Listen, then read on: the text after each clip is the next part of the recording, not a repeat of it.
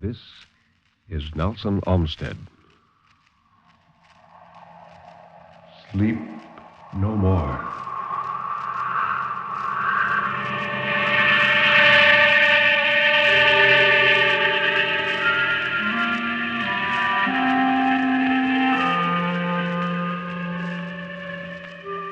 Sleep no more.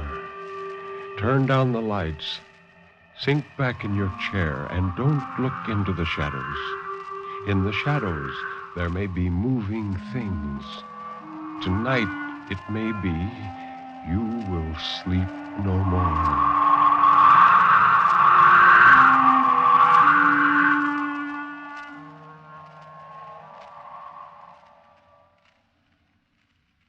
Good evening.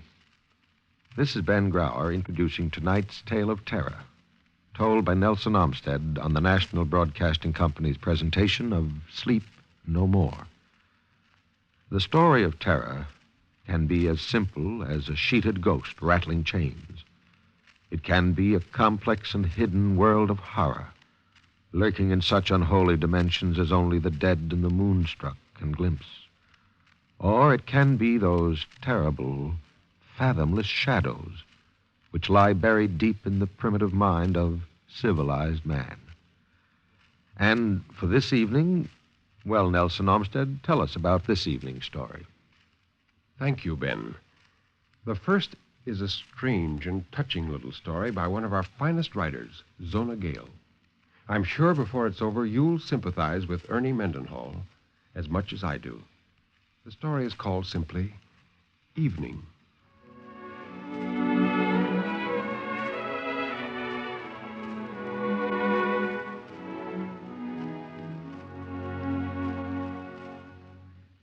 Ernie Mendenhall was now 42 years old, and still he had found no one with whom to share his home. His home was a white house in the town of Odor, and his little garden had fine hollyhocks.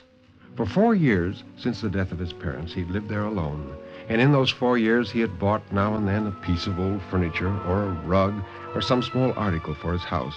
Every time that he did this, the neighbors would say, Ernie Mendenhall must be going to get married. But so far, he hadn't married. He earned his living as a part-time secretary for a writer who lived in the edge of the town. And every morning the neighbors saw Ernie's long form swinging its right arm and holding its left arm stiff as it hurried along, his lips moving in imagined talk. And they said, what can he be talking about to himself that way? He hasn't any business of his own to reckon up.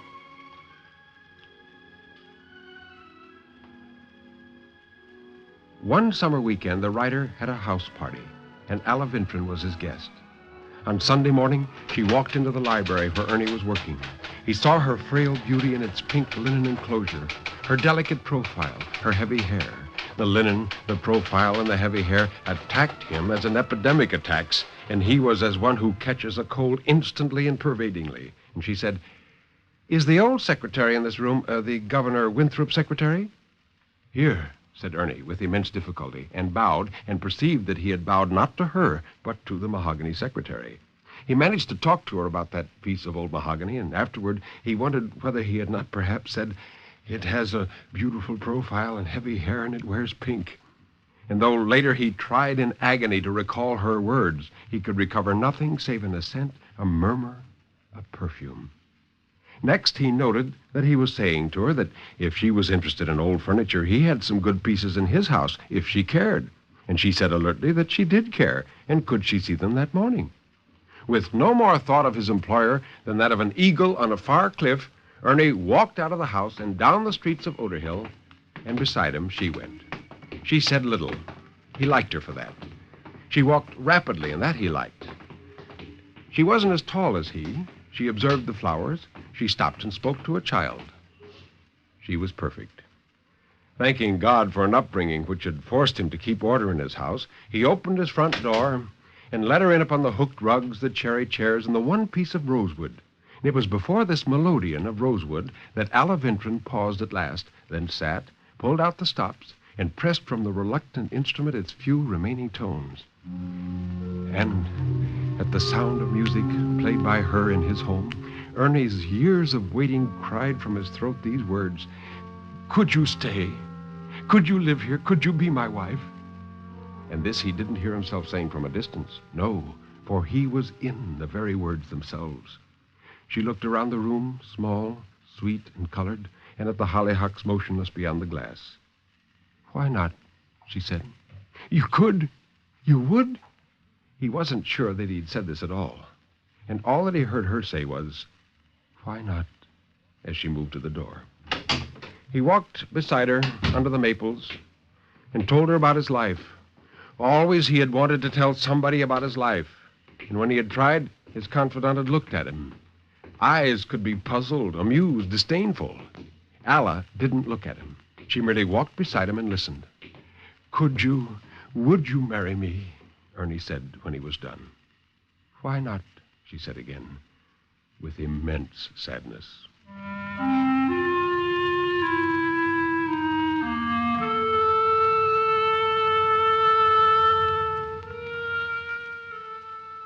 Three days later, he had a note from Alla.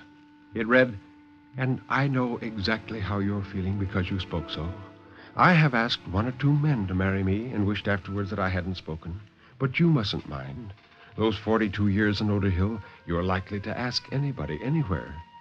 I did mean to speak to you about that melodeon. I assume that those things are for sale, and if the melodeon is at all within my reach, I should like very much to buy it. Every day, the neighbors saw Ernie's long form as it hurried along, his lips moving in imagined talk with someone. He was writing to Alla Vintran, composing his letters as he walked the streets. He was telling her of his life, its routine, its emptiness. These letters he dared to write out. And when her bread and butter letter came to the writer, Ernie copied the address, and it burned on his bureau. One night, when it rained, he took out his letters to her, read them over, selected the mildest, addressed it, carried it in his pocket for days. One day, when he had an attack of influenza, he took the letter from his pocket and mailed it. As soon as the letter was mailed, he fashioned her reply, many replies. She would be kind, she would be cold, she would be cruel. All these replies he wrote in his mind.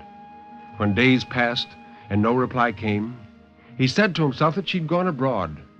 And when his letter reached her at some lonely foreign place, how touched and warm she would be that he had remembered. He thought that she would write, "My dear friend, you move me greatly." Once he had taken down that sentence dictated by the writer. "My dear friend, you move me greatly." No answer came, but when he was at home for a week with Lumbago, he chose another of his letters to her and mailed that. In all, Ernie sent off 6 letters. But the mails, he knew, were uncertain. So he continued to fashion her replies. At last, he wrote down these replies, and he read them at home in the evenings. "My dear friend, you move me greatly." His lips whispered as he read. He remembered the phrases in her letters and in his own. And he would go down the street swinging his right arm and holding his left arm stiff as he hurried along. And the neighbors said, "What can he be talking about to himself that way?"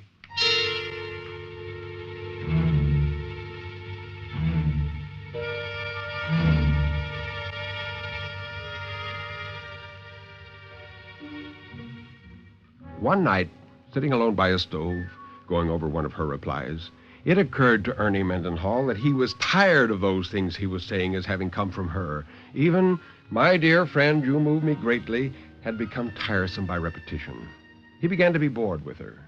Feeling the wind blowing in the back of his neck, he asked, in his mind, what had made her leave the window open at the top. Finding the fire low, he said to her, in his mind, that she could certainly put in a stick of wood when it was he who filled the wood box. The next morning, when he watered a favorite plant, he saw that water had dripped down on the rosewood melodeon, and he cried reproachfully, "You, who pretend to care for this rosewood melodeon, what have you ever done to protect it?" But at that, she answered up quite tartly, and he was startled and hastened out of the house. He found that his homecomings had acquired a new fascination. He would come hurrying into the house and cry, "What? No fire, no supper? A great way to treat a man who's been slaving all day for you." "Oh, slaving indeed," would come her clear reply. "Writing a few letters for a pittance? Oh, I've a good mind to sell your old rosewood melodeon and make some real money for us." And at that he would fly into a rage and then grow sullen and would eat no dinner. Actually did eat none. And he imagined Alla Vintran Mendenhall cooking a steak savory with onions and eating it all alone. Occasionally, he would smile at himself awkwardly, but less and less often.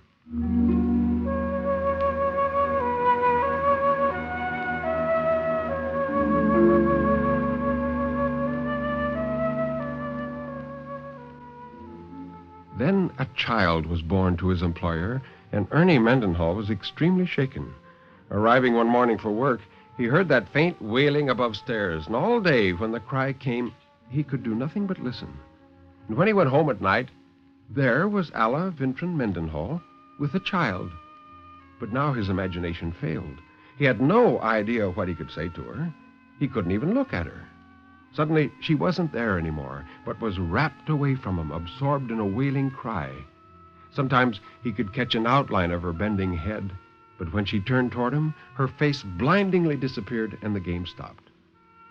He sat by the stove and imagined her in the room above stairs. He never went there. It was many, many nights before she was downstairs with him again. He sat making milk toast when she entered. He looked at her in awe and in silence, but then his milk boiled over onto the griddle, and he said, "Is it or isn't it a woman's job to keep things from boiling over, say?" And when he blackened the toast, he became fairly caustic. After that, they resumed their old quarrels. And when she was unconscionably exasperating, Ernie Mendenhall would hurry along the street, his lips moving as he rehearsed what he would tell her. And the neighbors would say, "Ernie Mendenhall, don't you suppose he works out puzzles as he walks?"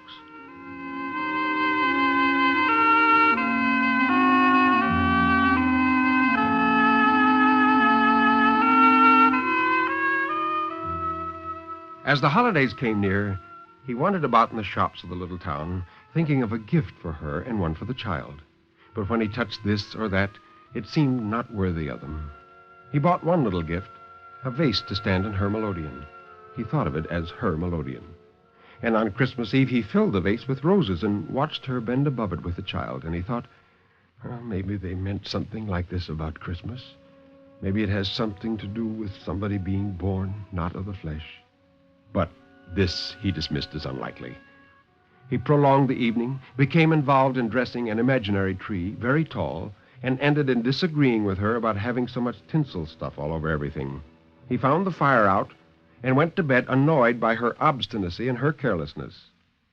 But he woke once and smelled the roses.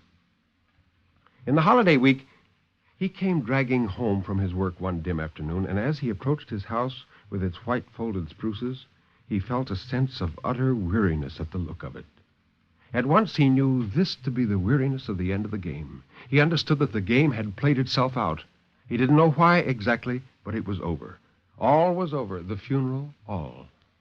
And he entered upon his house as it had been before ever he had seen her. He moved through the little empty rooms, looking at them so differently. Desolation flowed through him. He could experience, but he couldn't believe that she was gone. In his mailbox, a letter waited. Before he opened it, he knew her touch. Alla Vintran wrote, "Dear Sir, is the rosewood melodeon still for sale? I was married in the spring, and now that we are furnishing our house." And he replied, "Dear Madam, the rosewood melodeon is not for sale. I wish to keep it on account of its associations." He went into the white evening and posted the letter at the box where he'd posted all the others, which she must have received. And he turned back toward the house where she had died.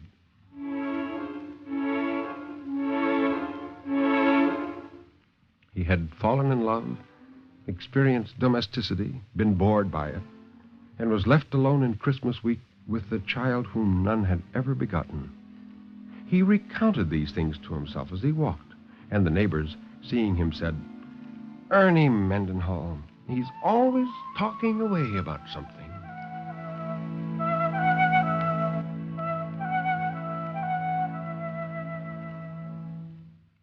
Thus, the story of poor Ernie. Well, Nelson, now that we've met Ernie Mendenhall in Zona Gale's story Evening, what's next on tonight's bill? A story by one of the most distinguished and imaginative of all English writers, Ben, H.G. Wells. The story is all about a most unusual flower. In fact, the tale is called The Flowering of the Strange Orchid.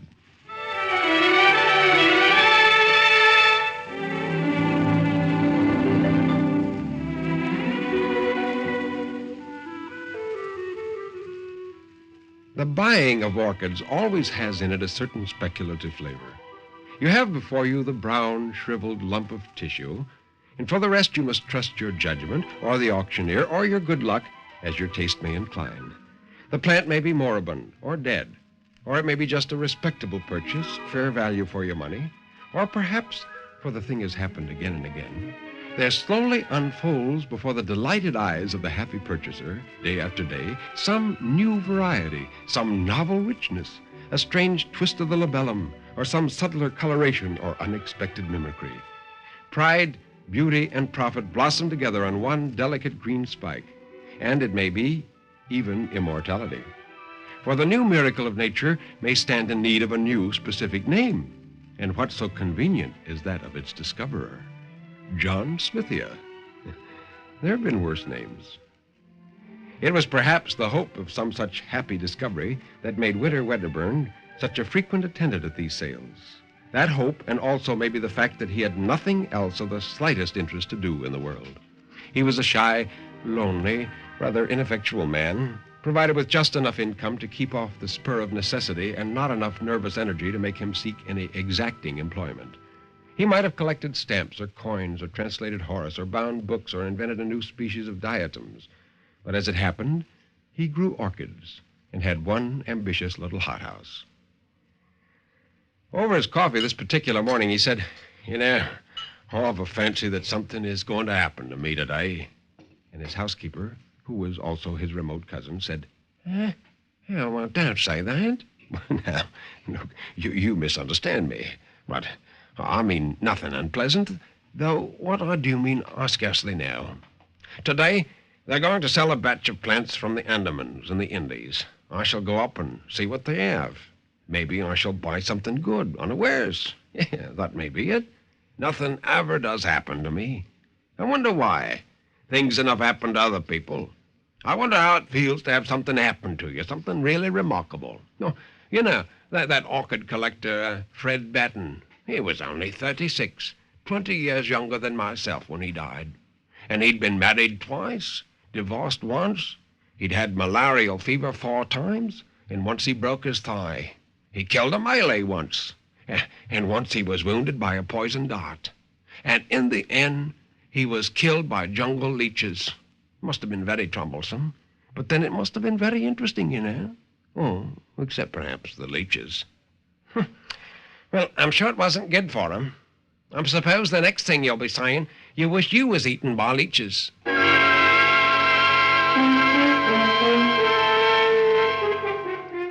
When he returned from London that afternoon, he was in a state of mild excitement. He had made a purchase. It was rare that he could make up his mind quickly enough to buy, but this time he had done so. He was telling his cousin all about his trip and his purchases as he slowly meandered through his dinner. I knew something would happen today, and I've bought all these orchid rooks.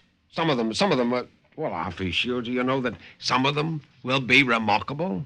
I don't know how it is, but I feel just as sure as if someone had told me that some of these will turn out remarkable. Now that one, that shriveled little root, wasn't even identified.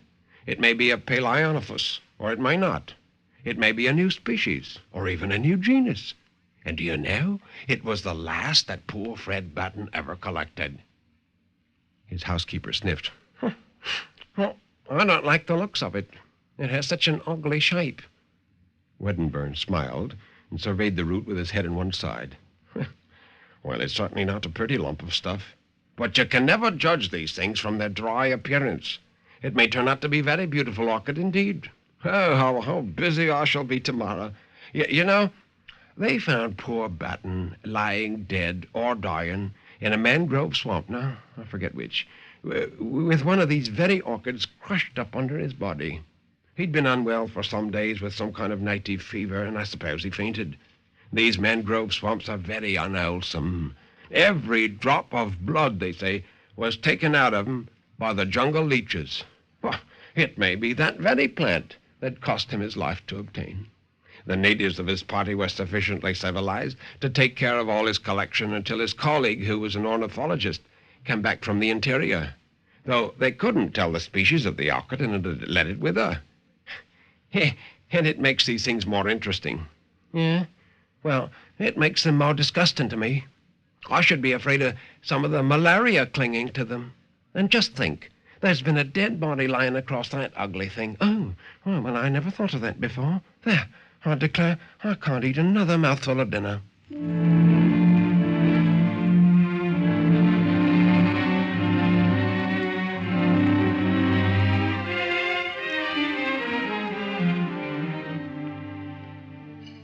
The next few days, he was indeed singularly busy in his steamy little hothouse, fussing about with charcoal, lumps of teak, moss, and all the other mysteries of the orchid cultivator. He considered he was having a wonderfully eventful time. In the evening, he would talk about these new orchids to his friends, and over again, he reverted to his expectation of something strange. Several of the vandas in the dendrobium died under his care, but presently the strange orchid began to show signs of life. He was delighted and took his housekeeper right away from her jam making to see it at once. And he said, this is a bud, and presently there will be a lot of leaves there. And those little things coming out here are aerial rootlets. Well, they look to me like little white fingers poking out of the brown. I don't like them. Why not? I don't know. They look like fingers trying to get at you. I can't help my likes and my dislikes. Well, I don't know for certain, but I don't think there are any orchids I know that have aerial rootlets quite like that. It may be my fancy, of course. I don't like them. I can't help thinking of that corpse, that poor Mr. Batten, giving up his life for that thing with funny fingers hanging off it. But it may not have been that particular plant. That was merely a guess of mine. Anyhow, I don't like it. Wedderburn felt a little hurt at her dislike to the plant, but that didn't prevent his talking to her about orchids generally, and this orchid in particular, whenever he felt inclined. At last, the great thing happened.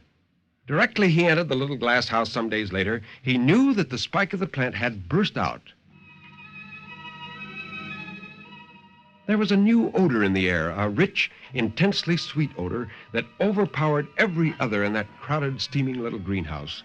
Directly he noticed this, he hurried down to the strange orchid, and behold, the trailing green spikes bore now 3 great splashes of blossom from which this overpowering sweetness proceeded. He stopped before them in an ecstasy of admiration.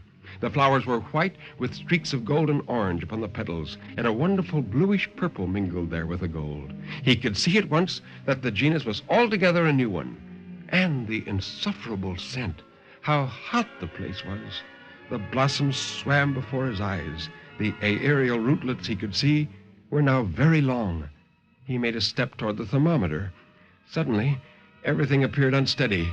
The bricks in the floor were dancing up and down. Then the white blossoms, the green leaves behind. Then the whole greenhouse seemed to sweep sideways, and then in a curve upward. At 4:30, his cousin made the tea according to their invariable custom. But Wedderburn didn't come in for his tea. He's worshipping that horrid orchid, she told herself, and waited 10 minutes. His watch must have stopped. I'll go and call him. She went straight to the hothouse, and opening the door, called his name. There was no reply. She noticed that the air was very close and loaded with an intense perfume. Then she saw something lying in the bricks between the hot water pipes. For a minute, perhaps, she stood motionless. He was lying face upward at the foot of the strange orchid. The tentacle-like aerial rootlets no longer swayed freely in the air, but were crowded together, a tangle of gray ropes, and stretched tight with their ends closely applied to his chin and neck and hands. She didn't understand. Then she saw from under one of the tentacles upon his cheek there trickled a little thread of blood. With an inarticulate cry, she ran toward him and tried to pull him away from the leech-like suckers. She snapped 2 of these tentacles, and their sap dripped red. Then the overpowering scent of the blossom began to make her head reel. How they clung to him! She tore at those tough ropes. She felt she was fainting, knew she must not. She left him and hastily opened the nearest door And after she'd panted for a moment in the fresh air, she had a brilliant inspiration. She caught up a flower pot and smashed in the windows at the end of the greenhouse. Then she re-entered. She tugged now with renewed strength at Wedderburn's motionless body and brought the strange orchid crashing to the floor. It still clung with a grimmest tenacity to its victims. In a frenzy, she lugged it and him into the open air. Then she thought of tearing through the sucker rootlets one by one. And in another minute, she had released him and was dragging him away from the horror.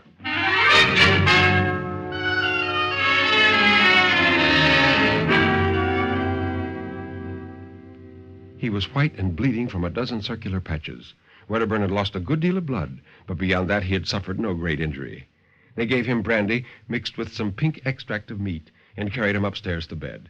His housekeeper told her incredible story in fragments to Dr. Haddon, and she said, "Come in the orchid house and see."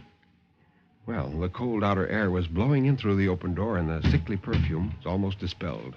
Most of the torn aerial rootlets lay already withered amidst a number of dark stains upon the bricks. The stem of the orchid was broken by the fall of the plant, and the flowers were growing limp and broken at the edges of the petals. The doctor stooped toward it. Then, seeing that one of the aerial rootlets still stirred feebly, he hesitated.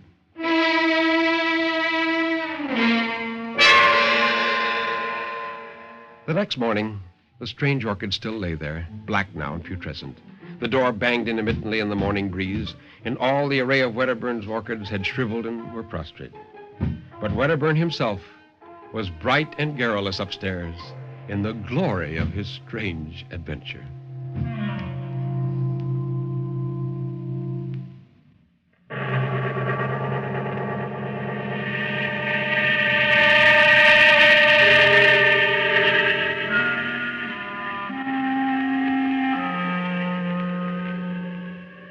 You can turn up the lights now.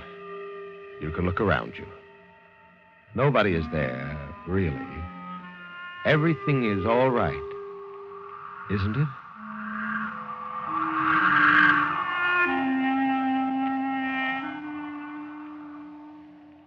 A strange orchid, that was. You have just heard Nelson Olmsted in The Flowering of the Strange Orchid by H.G. Wells. Our first story tonight was Evening by Zona Gale. And now, here is Nelson Olmsted for a curtain call. Nelson? Ben, this is the last of the current series of Sleep No More. It's been a chilling but pleasant experience working with you and with our two great directors, Daniel Sutter and Ken McGregor, and their crews. I want to thank our audience for listening and for writing most welcome letters. If you'd like to hear more, may I suggest my two albums are available at record shops and in some libraries. One album, featuring 6 of Edgar Allan Poe's best stories, is entitled Tales of Terror. The other, featuring 6 classic ghost stories, has the same title as this show, Sleep No More. They are released by the Vanguard Recording Society. Thank you. Good night and good reading.